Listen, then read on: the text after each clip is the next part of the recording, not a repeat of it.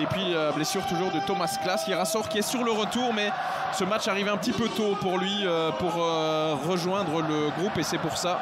Ouais, de nouveau, bon jaillissement et bonne anticipation de la part de Yoris Kayembe qui est parti balle au pied, qui va l'arrêter, ses organes qui arrivent, la frappe, oh là là, qu'elle était belle, et Tolou Arankodare trop court au rebond. Quel envoi de Yoris Kayembe. Petite incompréhension, oui. Là après, il n'y a personne qui commet la faute parce qu'on n'en est pas capable. Titraoui passe un peu à côté, ouais, pas grand chose à faire. Hein. Ah, il est pas loin de la vallée, mais il veut la, court. Ouais, il veut la faire, hein, Titraoui, la faute, puis il se retient.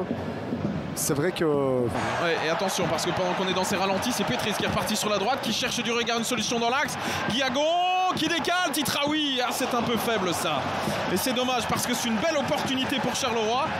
Avec un bon pressing de Kenan Kouba qui peut donner dans le couloir, mais qui conserve très bien ce ballon, qui arrive de l'autre côté chez Tolou Arankodare en attendant les gants de la vallée. Et bien voilà, encore une possibilité. Et la poitrine de Parfait Guiagon qui va se retrouver en 1 contre 1 face à Kenan Kouba. Le décalage, il est bon. Zita qui centre, c'est un très bon ballon. Et ils ont bien communiqué, c'est beau, et but, ça non. Ça passe complètement à côté. Et c'est dommage parce que j'ai l'impression qu'Aymans a très bien parlé à Stulic. Bonsouba, l'appui sur Kayembe, c'est pas mal de nouveau. Bonsouba à droite, il y a beaucoup d'espace. Attention, le repositionnement défensif à Charleroi avec la frappe. Oh, qu'elle était sèche de la part de Kenan Kouba. Quel envoi pour de la vallée. Il est bien sur le ballon. Hein. Oui, oui, très très bien. Bon, il ferme son premier poteau. Il peut pas non plus être battu à son premier poteau, on est d'accord. Mais elle passe entre les jambes, il la voit tard. C'est un bon arrêt. Ouais. Vite au sol. Oui, oui, voilà, exactement. C'est un bon arrêt, il est vite. Et attention. Avec cette sortie de balle, elle est intéressante de la part de Ouzou.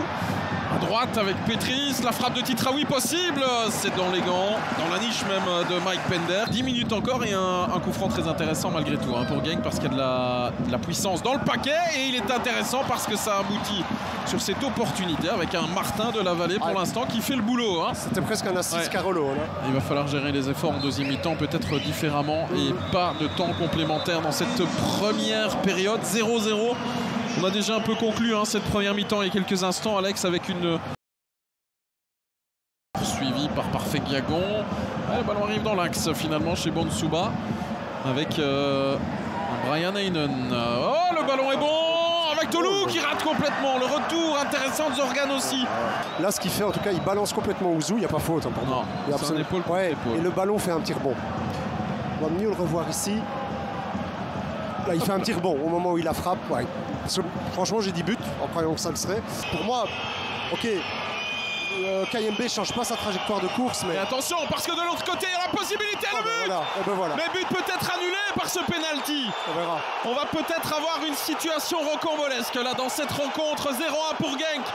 Après cette action plus que litigieuse dans l'autre. Parce que clairement, on le répète, Rick Demil a quand même mis des choses très intéressantes en place dans le jeu, dans la circulation de balles, dans le groupe. Mbenza, c'est un ballon intéressant. Stulic, oh l'arrêt de Penders. Quel arrêt. C'est pas fini pour le Sporting de Charleroi.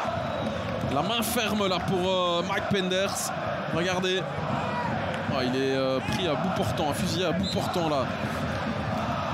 Non mais quel arrêt. Que c'était le cas, c'était en tout cas les protestations de Kayembe. Et attention, ça passe. Et le penalty, il est donné. Voilà.